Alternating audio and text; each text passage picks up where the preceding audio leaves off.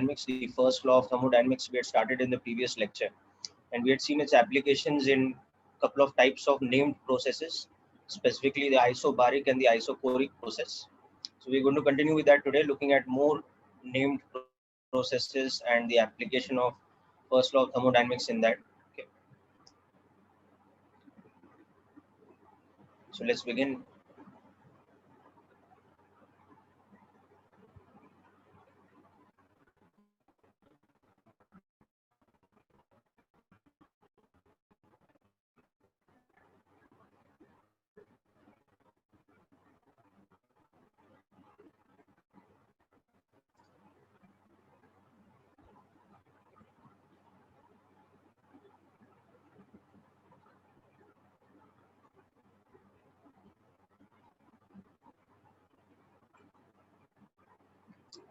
So let's take a quick general recap of the statement of first law and the meaning of each term in that. So the general statement was net heat supplied during a process is equal to the change in internal energy plus the work done by the gas.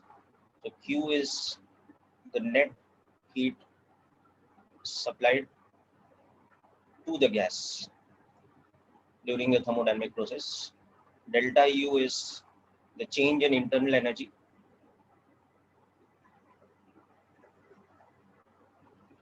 of the gas, and W is the work done by the gas. The way we've written the statement here, if we had taken W on the left hand side, then it would have been work done on the gas, but here we have taken it on the right hand side, so it is work done by the gas. Okay. And we had seen that any thermodynamic process can be represented graphically on the PV space as some kind of a path or some kind of a curve taking us from some initial position to some final position. So the initial position has pressure, volume and temperature such that we can relate them like this, that PV is equal to nRT, and the final position is similarly having a state such that the state parameters can be related like this. Okay. So this represents a thermodynamic process. Okay. Now in this we can see that the quantity work done by the gas, integration PdV from initial to final state, this is area under the PV curve, okay, such that work done is positive for expansion. That is, final volume should be greater than initial volume, okay, whereas it would become negative for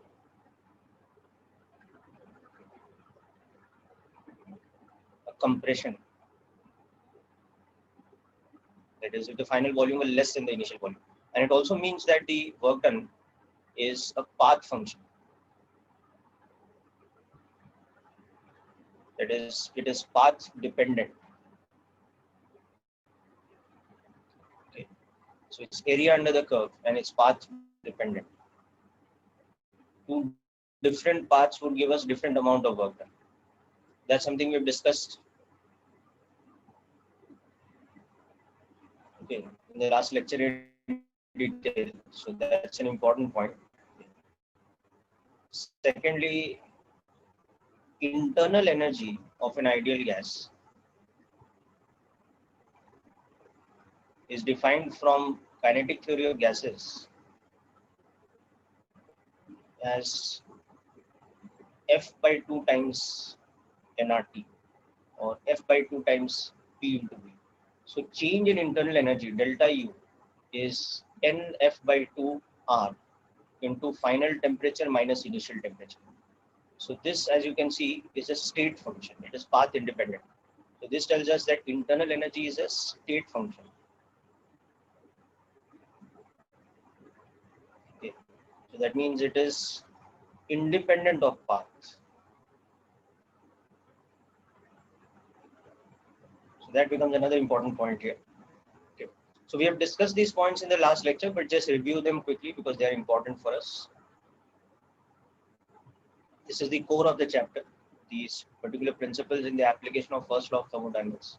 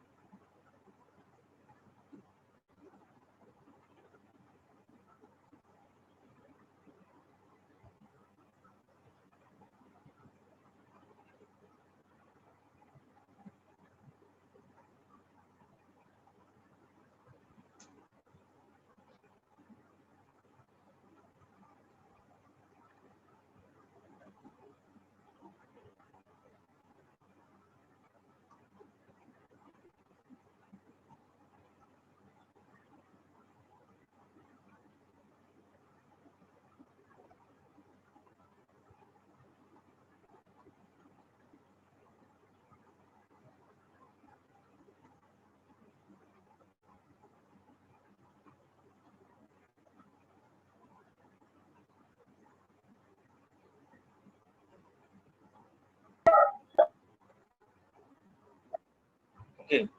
Now, of course, keep in mind here F, which is degrees of freedom.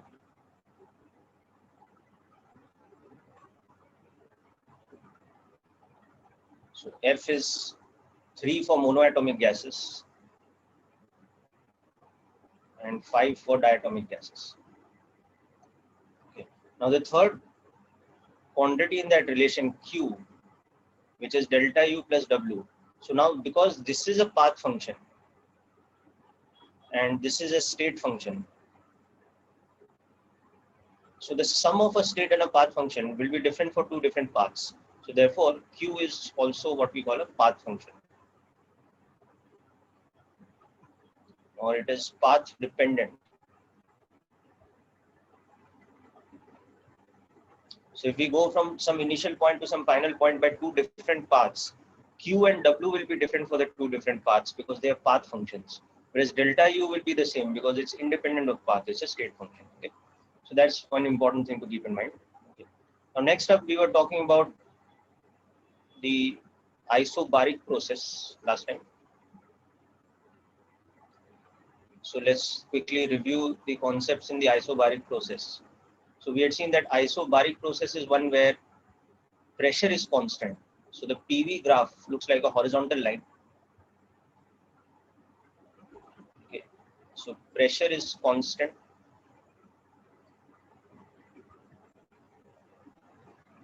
Okay.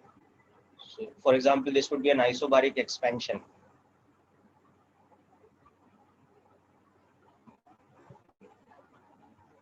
If I'm going from A to B.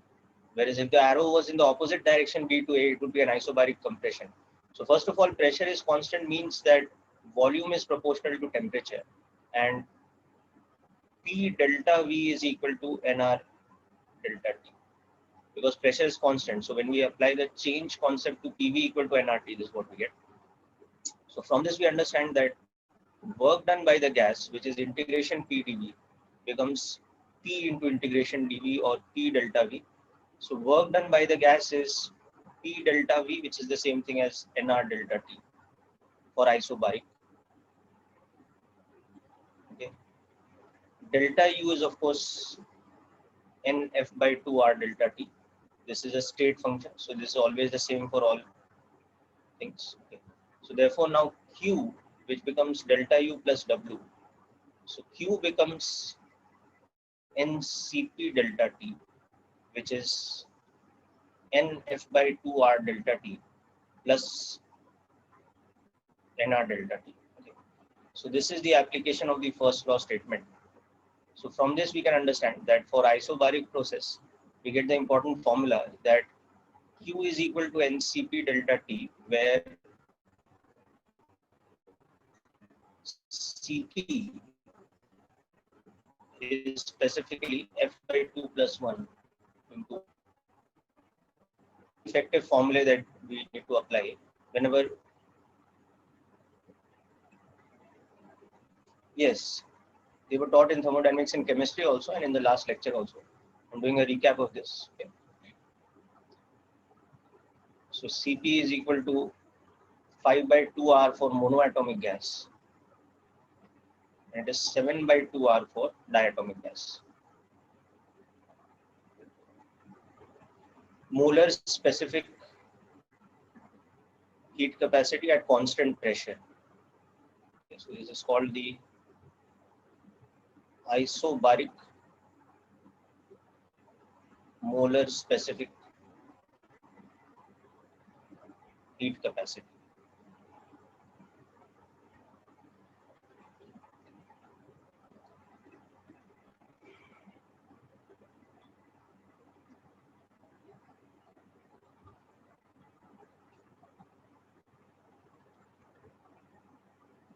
So you need not write down these things because you've done this in the last lecture. Just review it and make sure the concepts are clear. Let me know if there's any doubt with any of the formulae or the derivations.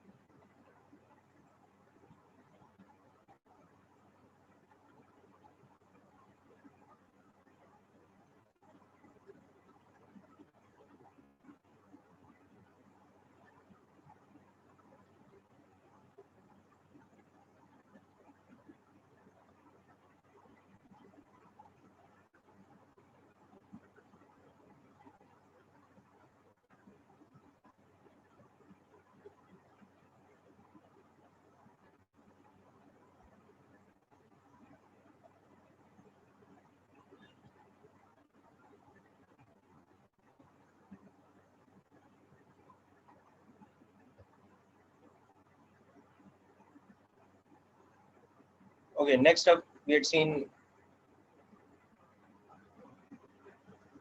the isochoric process.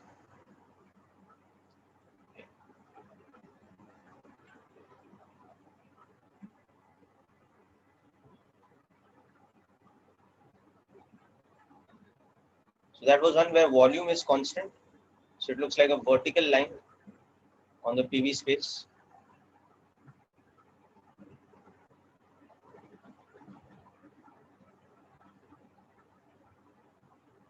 So in this case, for example, A to B would be an isochoric heating process because the temperature would be more at B. So volume is constant. So that implies that pressure is proportional to temperature. And delta P into V is equal to NR delta T. Or PV minus PA into whatever constant volume is equal to NR into PV minus T. Like that.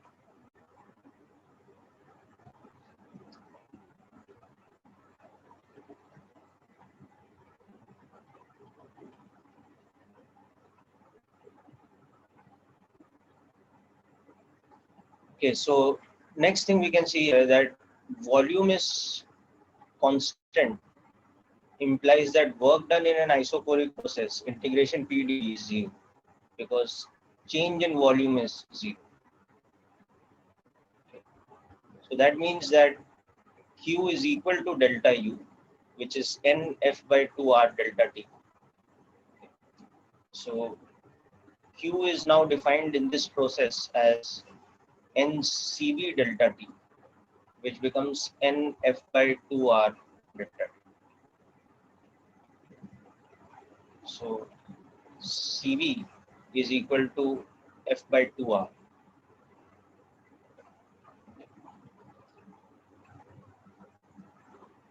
So this formula for work done, this formula for Q, where specifically CV is this. So this is the isochoric molar specific heat capacity.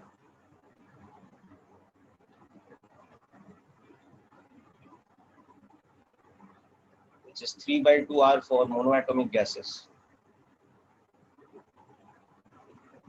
and 5/2R for diatomic gases. And also we have the important relation that Cp for any gas is equal to Cv plus R. For any ideal gas.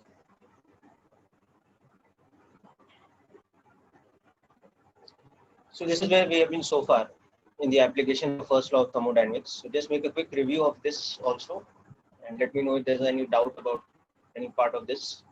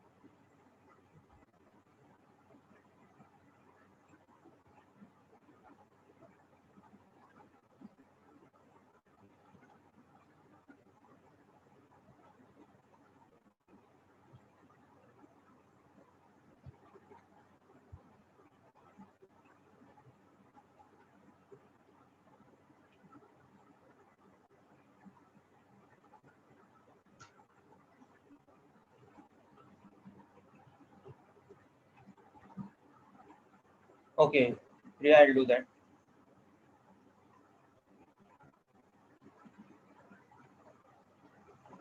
This one, isobaric process, or the one before this?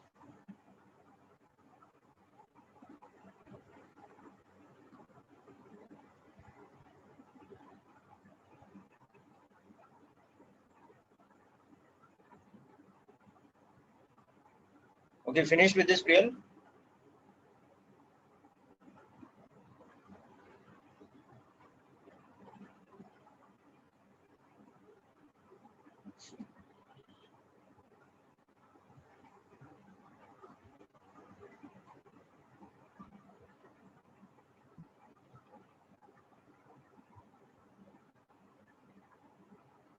Okay, what about this? This is done, everyone?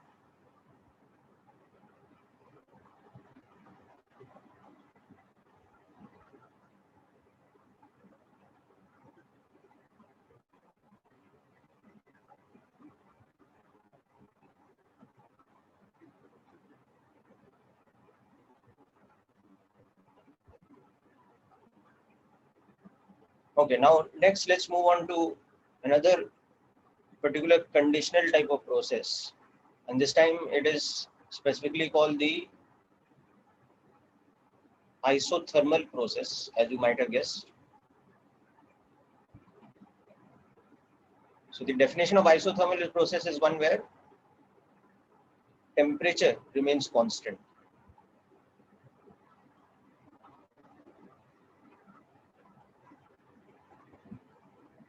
Okay, so the easiest way to experimentally achieve this isothermal process is as I'm showing you next. If we have a process whereby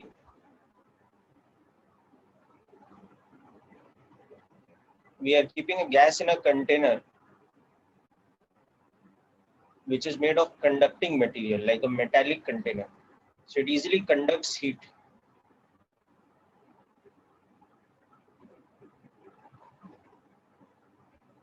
Okay. And the container is fitted with a movable piston, free movable piston.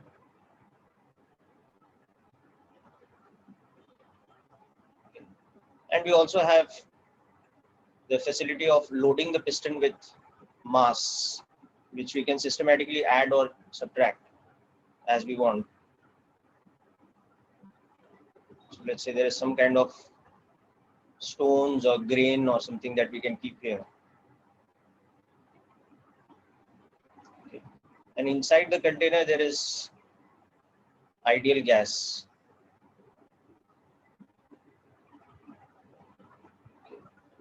N moles. But as I said, this is made of conducting material.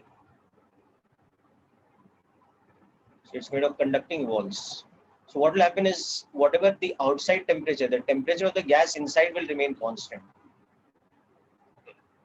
So at equilibrium, temperature of the gas remains T0, that is the surrounding temperature.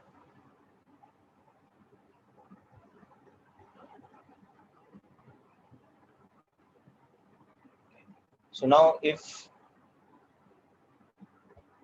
mass delta M is gradually added on the piston, okay, so this is a movable piston. So what will tend to happen here is that, okay, the gas will compress, okay, and heat will escape from the gas to outside, such that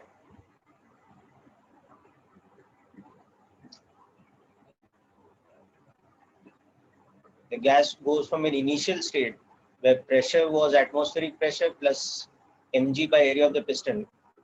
V was equal to,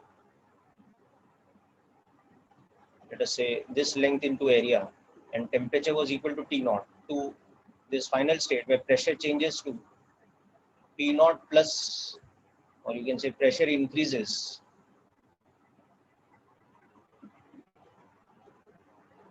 to P0 plus M plus delta M. The volume decreases to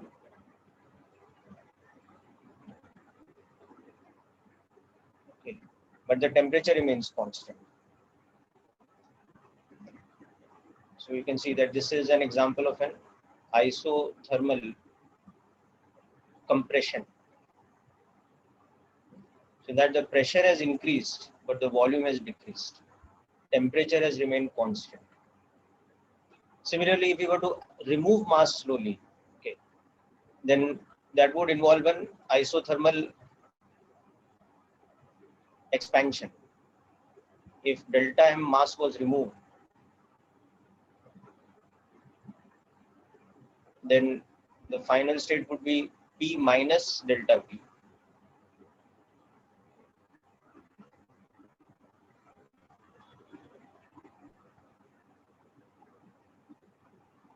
The volume would expand.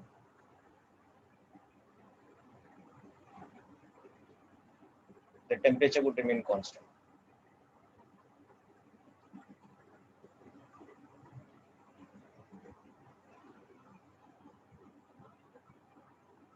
Pressure would decrease, volume would increase.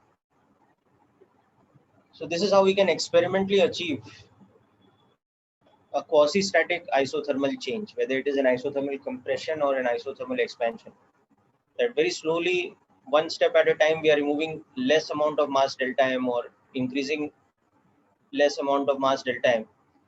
And after each step, the gas is going into a new equilibrium state, which is very close to the original equilibrium state, but with a change in pressure and volume, while the temperature remains constant.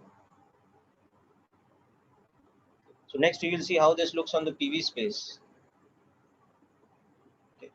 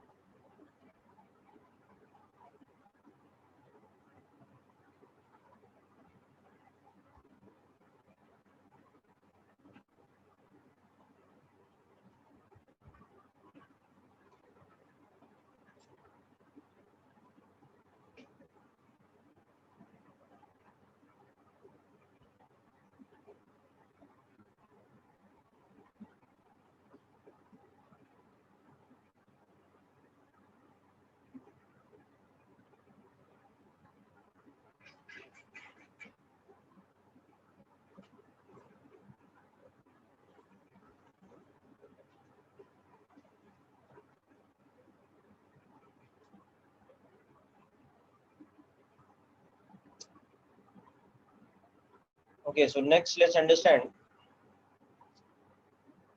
the PV diagram for such a thing. Temperature is constant implies that pressure is inversely proportional to volume. P is equal to nRT by V. So that is a constant divided by V. So the PV graph will look like a hyperbolic curve. Y is equal to some constant divided by X type of curve.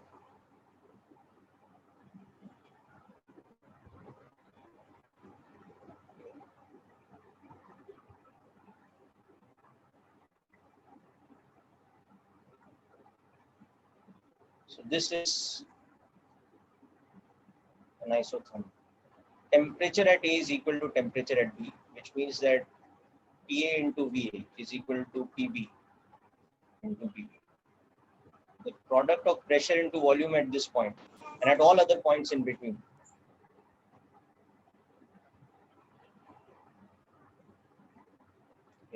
is equal to PB at any point on the isothermal curve. So this isothermal curve is called an isotherm.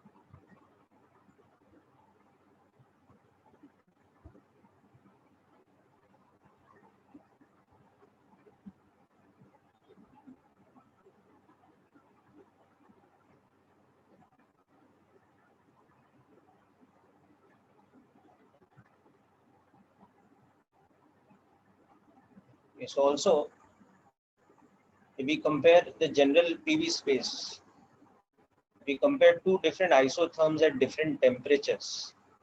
This is also important to understand.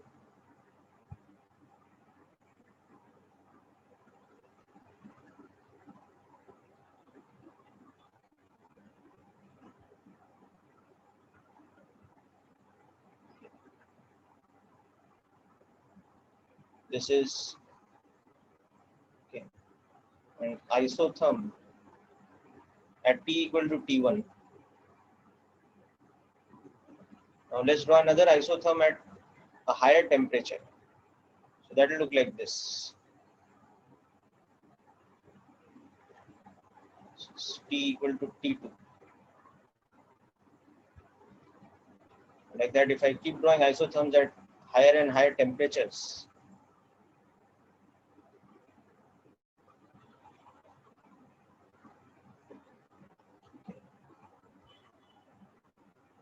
so isotherms, they are hyperbolic curves given by P is equal to some constant divided by V, where that constant is equal to nRT. Okay. So therefore, in this diagram, you can see that T1 is less than T2 is less than T3. In this direction, the temperature is increasing. So this is a comparison of isotherms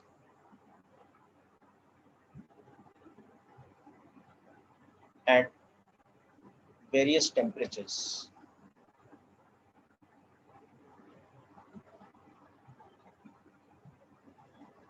Okay. So I'll tell you why this comparison helps a lot in thermodynamics.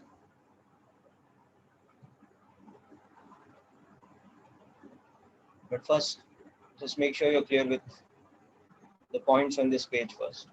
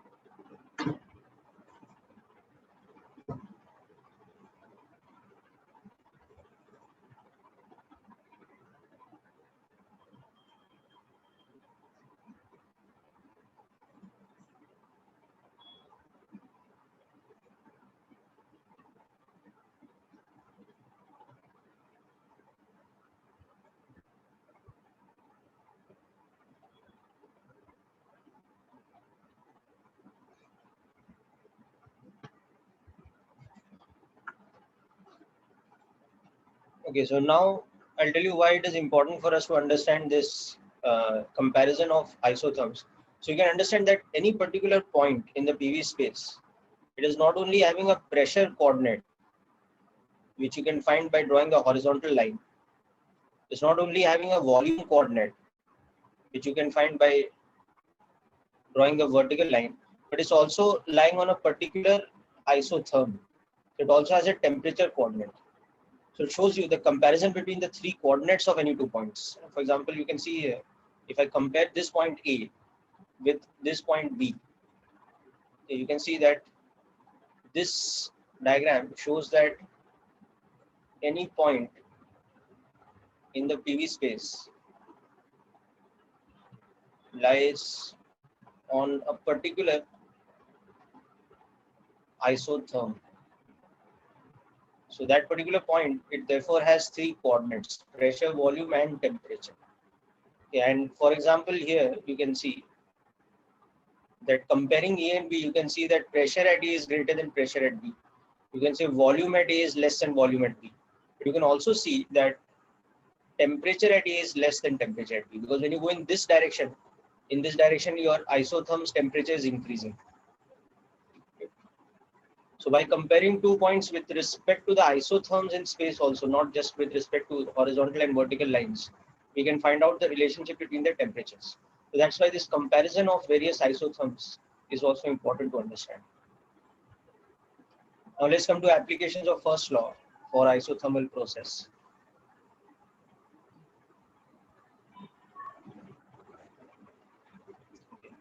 So temperature is constant implies that change in temperature is zero. So it implies that delta U is zero. So this is the first important point for isothermal process. Okay. So that means Q for isothermal process is equal to W, which is given by integration of PdV. Now, P is equal to nRT by V, which is a constant divided by V. So therefore, integration P dV, which is the area under the curve, is nRT by V dV from initial to final. So nRT being constant, you're left with this integration.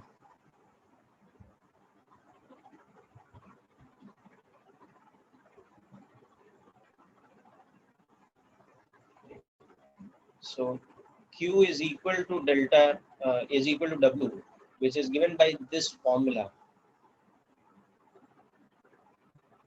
Natural log of ratio of final volume to initial volume.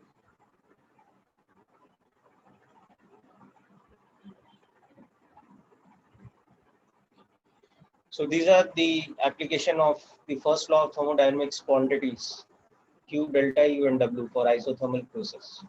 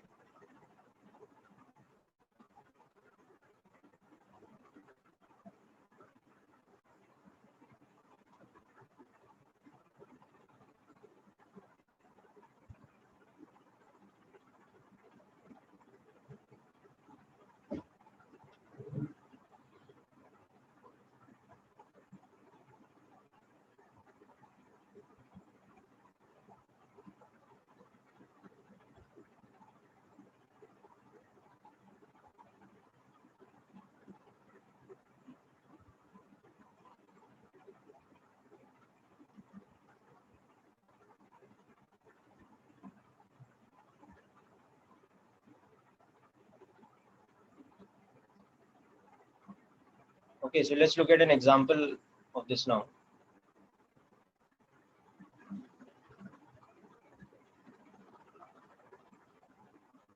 So a sample of hydrogen gas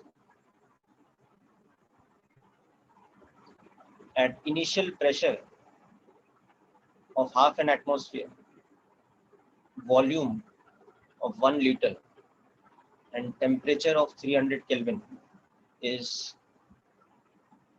isothermally expanded to double its volume. Find its final state and Q, delta U and W for the process. You can see this is more or less a formula based question. So we can see it's an isothermal expansion. So we know that delta U will be 0 and Q will be equal to W given by this formula, V final by V initial. Okay. Now this is also given as the initial state.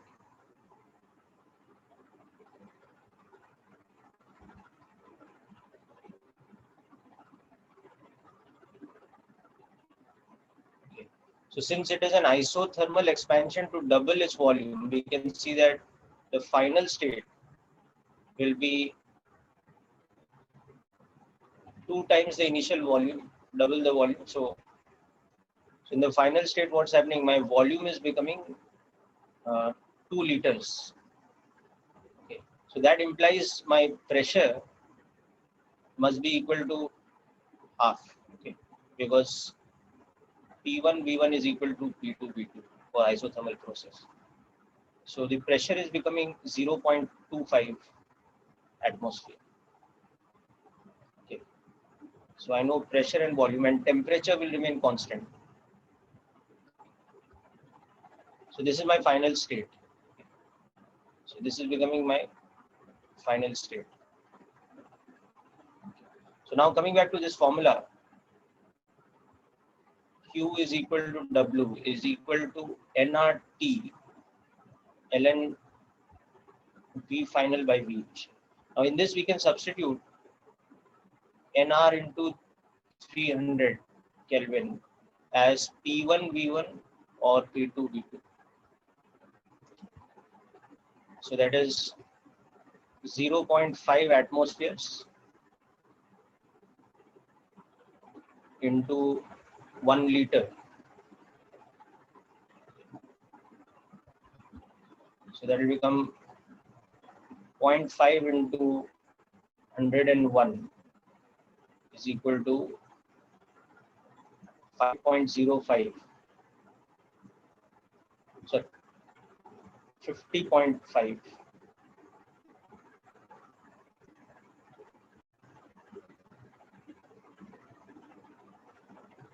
joules.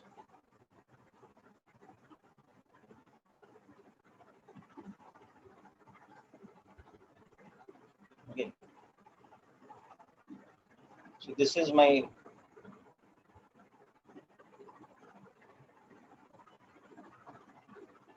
Q, which is equal to the value of W, and delta U is 0. Okay, so properly speaking, we'll say that 50.5 joules of heat is supplied to the gas, and the work done by the gas is 50.5 joules because the change in internal energy is 0. So Q is equal to W.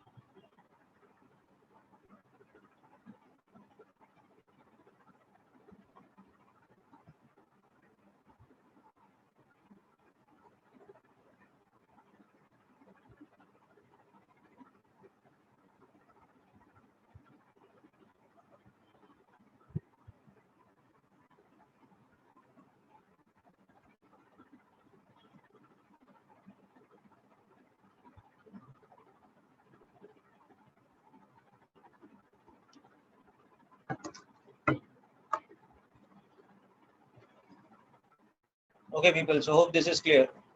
Now moving on to the last of the processes defined in thermodynamics. But before that, one more point about isothermal processes.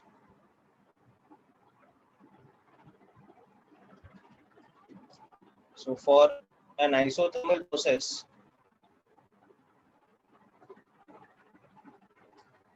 Q is equal to nRT log V final by V initial. So basically Q is a non-zero quantity, but delta T is equal to 0 because temperature is constant. Okay. So therefore, molar specific heat capacity, what we can say about this is an undefined quantity. Q upon N delta T. This is undefined because the denominator is 0 for isothermal process. Okay. Molar specific heat capacity is, we cannot define it for an isothermal process. Make sure you remember this point also. C is equal to Cv for isochoric, C is equal to Cp for isobaric, but like that for isothermal process, C cannot be defined.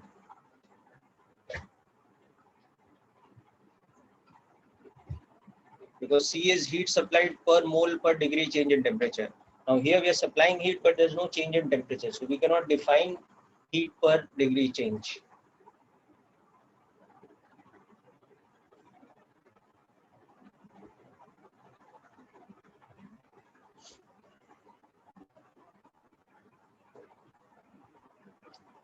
Okay, moving on to the next type of named or conditional thermodynamic process. This is, as you know, called the adiabatic process. So the definition of adiabatic process is one where there is no exchange of heat.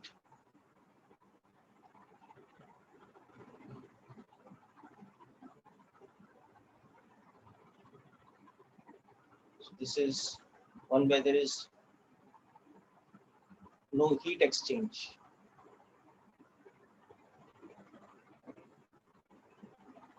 During the thermodynamic process.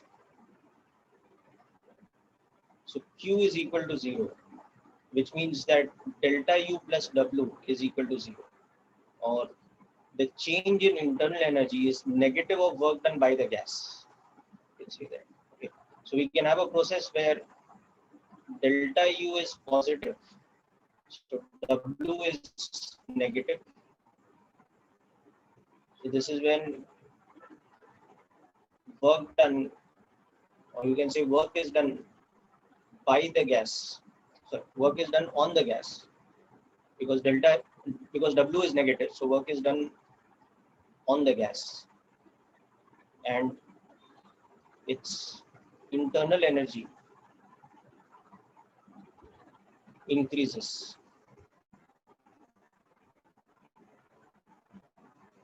Q is 0. Or we can have a situation where delta U is negative, so W is positive. So this is one where work is done by the gas and its internal energy decreases. Because again, Q is 0. So this would constitute an adiabatic expansion. Okay, because W is positive. So volume increases because W is positive. Whereas this would be an adiabatic compression.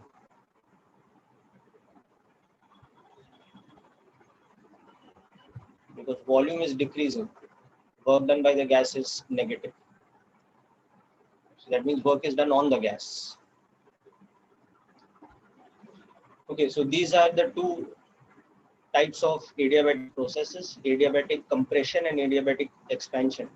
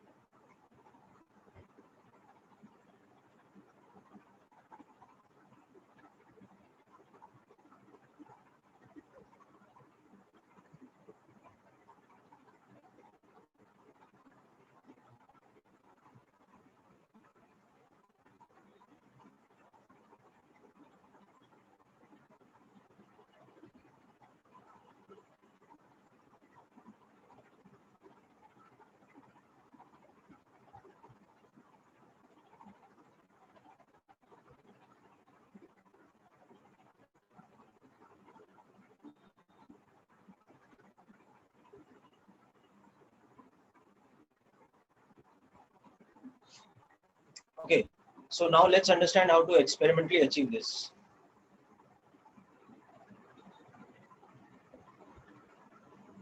So in adiabatic process experimentally, it's very simple to understand. It is just kind of the opposite of the isothermal process that we had understood a while back.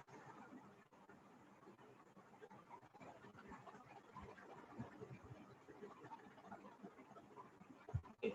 Opposite in the sense that in the isothermal process, this was a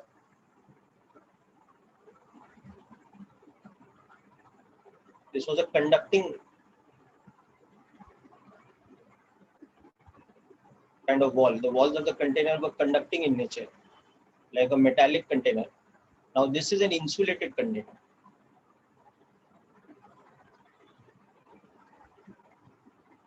Okay. So it's called an adiabatic chamber.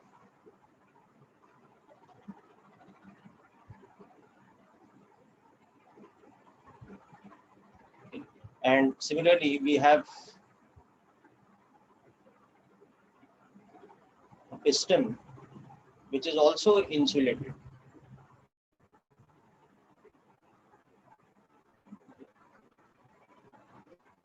So this is a adiabatic insulated piston, okay. But it's a movable free piston. Okay. And as usual on that, we can manipulate the amount of mass that is added. Okay. So now the gas inside exists at some pressure, volume and temperature. Okay. So P is equal to atmospheric pressure plus mg upon A.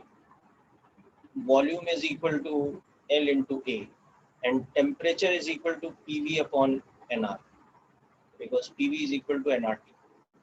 Okay. So now by increasing the mass slowly, okay, so M to M plus delta M, the pressure will change from P to P plus delta P. Okay. So what will happen is that the volume will compress to V minus delta V, but such that the heat exchange is zero because it's in an adiabatic chamber.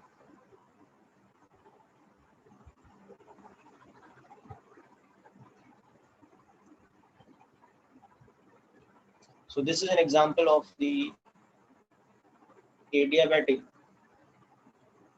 compression happening quasi-statically.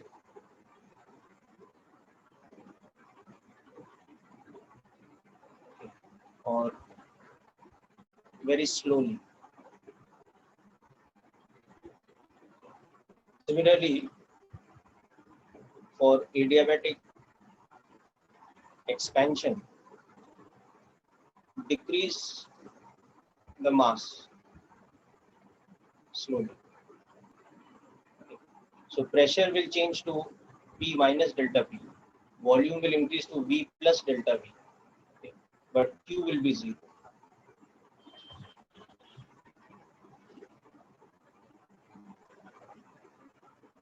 So this is the experimental model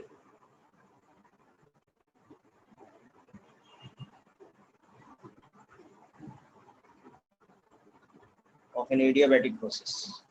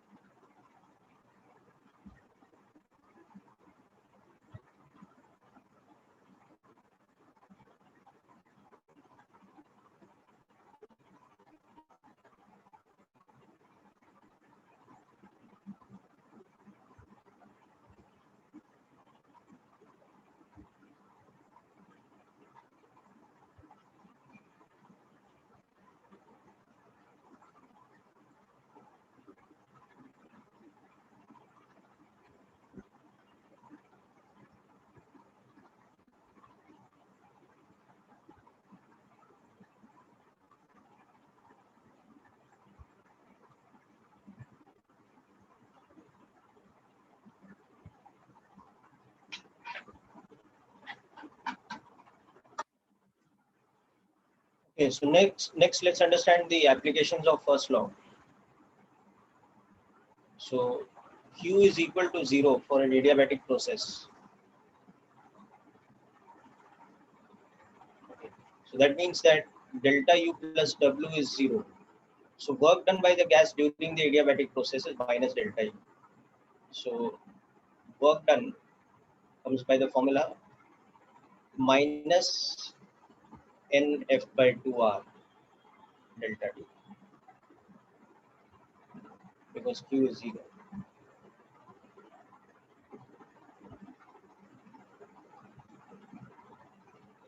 And let's also understand the PV graph. Okay.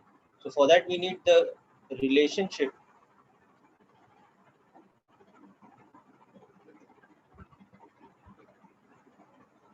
between pressure and volume for adiabatic process.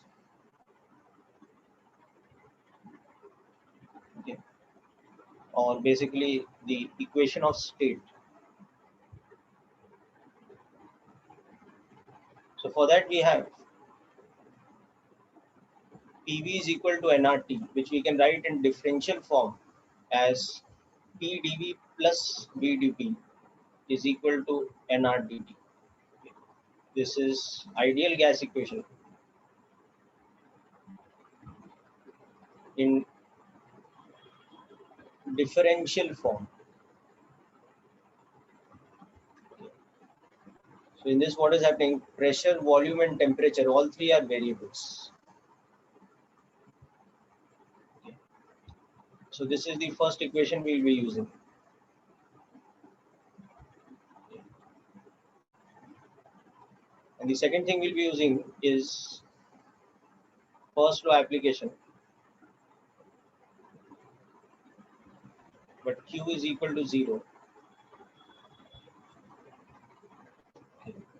So here we can write that du plus dw is 0.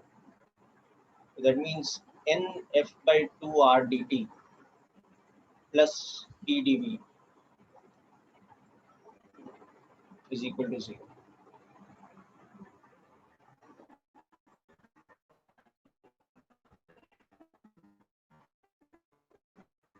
So this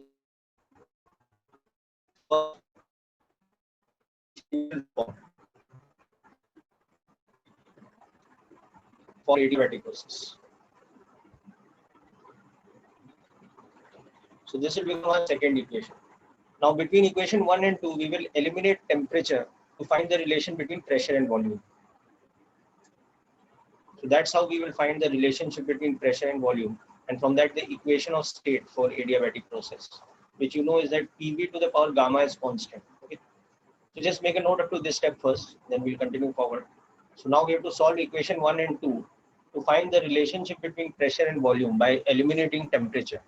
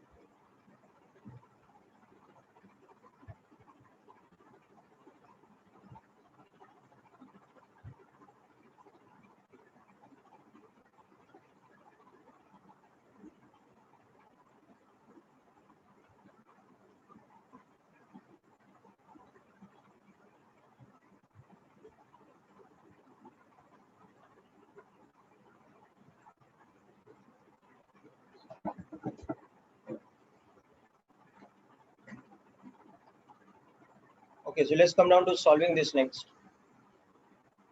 So what we'll do here is from equation 1, substitute NRDT as PdV plus VdP in equation 2. So this becomes F by 2 times NR, so PdV plus VdP plus PdV is equal to 0. So this becomes F by 2 plus 1 PdV plus F by 2 VdP is equal to 0. So dV by V, or first let's take this to that side. So F by 2 plus 1 PdV is equal to minus F by 2 VdP. Or we can also write this that Cp into PdV is equal to minus of Cv into VdP, because remember Cp was F by 2 plus 1 R and Cv was F by 2 R. So we just multiply this equation on both sides by R, it becomes this equation. So we can now write this as Cp by Cv times dV by V is equal to minus of dP by V. So make sure you follow these steps up to this point. And next we will integrate this. Okay. Now we will define in this last step, we will define this ratio of Cp by Cv as a specific constant gamma called the adiabatic constant. Okay. Or gamma equal to 1 plus 2 by F, where F is degrees of freedom. So gamma is equal to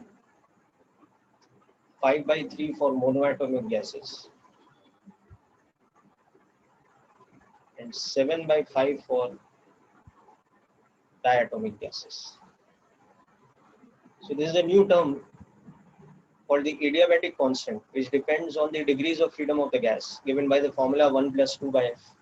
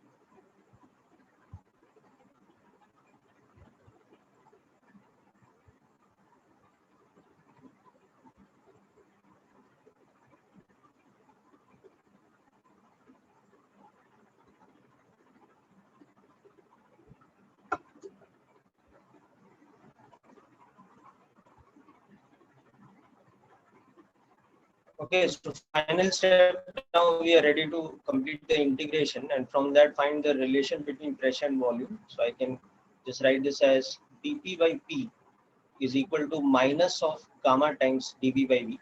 I'm just interchanging the left and right hand side. That doesn't make a lot of difference. And now integrate this, where gamma we have understood is Cp by Cv.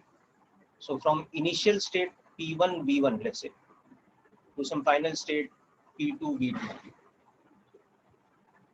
So this becomes on the left hand side natural log of P for the limits P1 to P2, on the right hand side minus gamma times natural log of B from V1 to V2. Now I'll just use the property that log of A minus log of B is natural log of A by B. So using this property, the left hand side will become natural log of P2 by P1 is equal to minus gamma times right hand side will become natural log of V2 by V1. Okay. Then I'll use another property of log that n times log A or n times natural log of A, whichever, is equal to natural log of A to the power n. Okay. So next I'll use that property. So ln of P2 by P1 is ln of V2 by V1 to the power minus gamma. And then finally I'll use this property that if ln x is equal to ln y, it implies that x is equal to y. So P2 by P1 is equal to V2 by V1 to the power minus gamma, which is the same thing as V1 by V2 to the power gamma, which is V1 to the power gamma divided by V2 to the power gamma. So from that we have the relation that P1 V1 to the power gamma is equal to P2 V2 to the power gamma. Or we can generalize this and say that product of pressure into volume to the power gamma is constant for any adiabatic process. So this is the equation of the adiabat.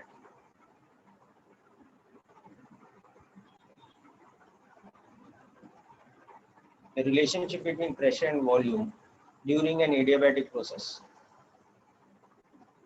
This is the derivation of the equation that PV to the power gamma is constant. And this is how we define gamma as the ratio of Cp by Cv, or 1 plus 2 upon degrees of freedom.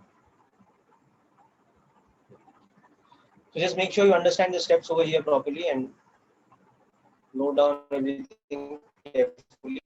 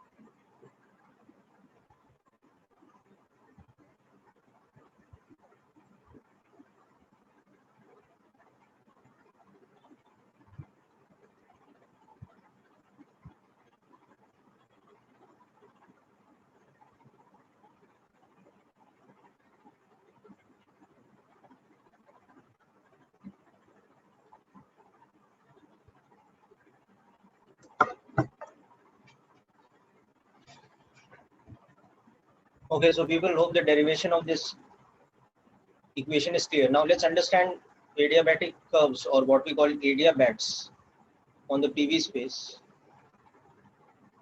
So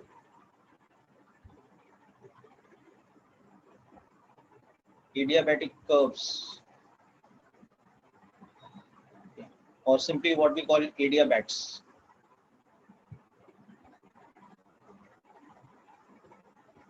The PV graph.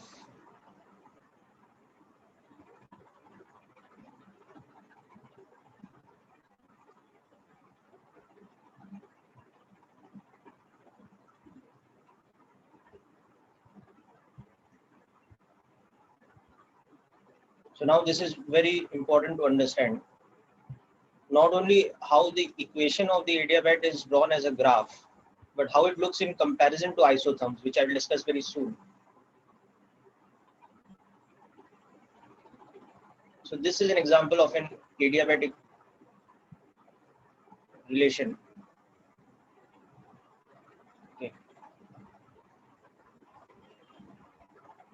So we see here E to B. It is an adiabatic expansion because volume at B is greater than volume at A. Okay. So the relationship between the states here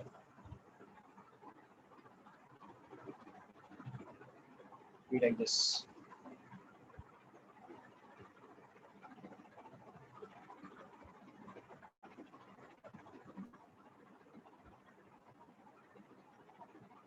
And any general point in between.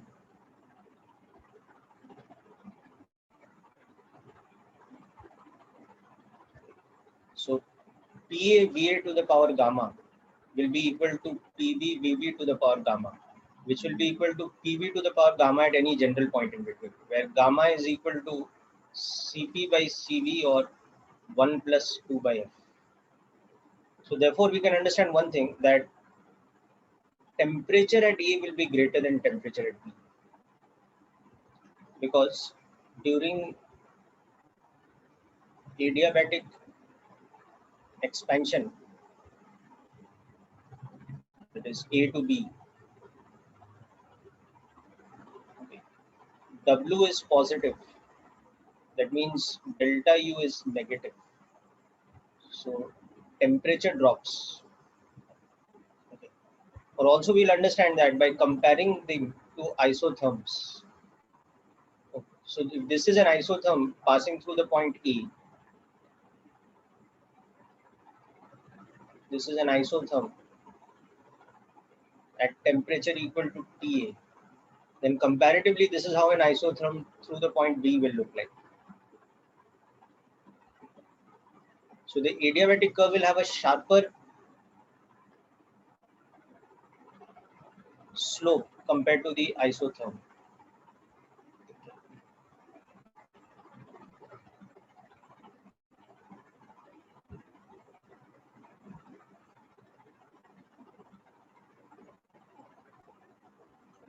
An adiabat is one where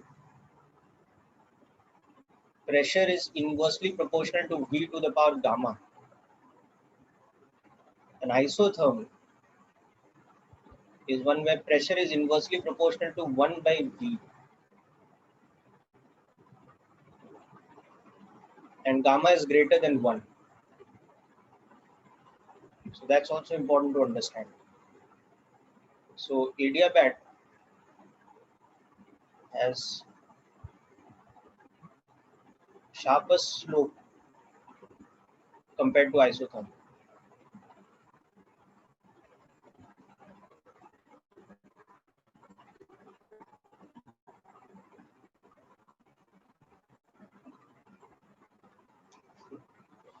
So this point is very important to understand here. So make a note of this, please.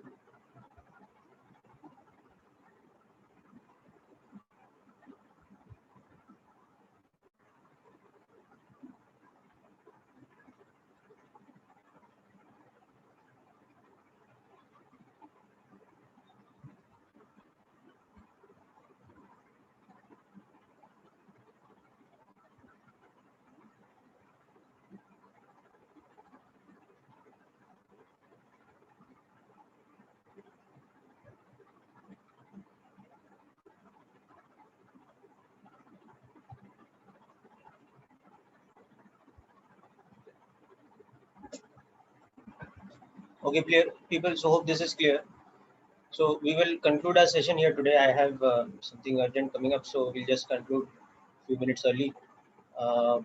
We will continue with more examples of adiabatic process, and then from there we'll move on to general polytropic process and cyclic processes, etc. So again, these are things, some of them you are familiar with from chemistry earlier on. Okay, so that's it for today's session, people. Continue doing problems from your module and from HC Verma in both the chapters, first law of thermodynamics and molar specific heat capacity of gases with respect to HC Verma. And you can send me the doubts also from time to time. That's it for today's session, people. Wish you all the best.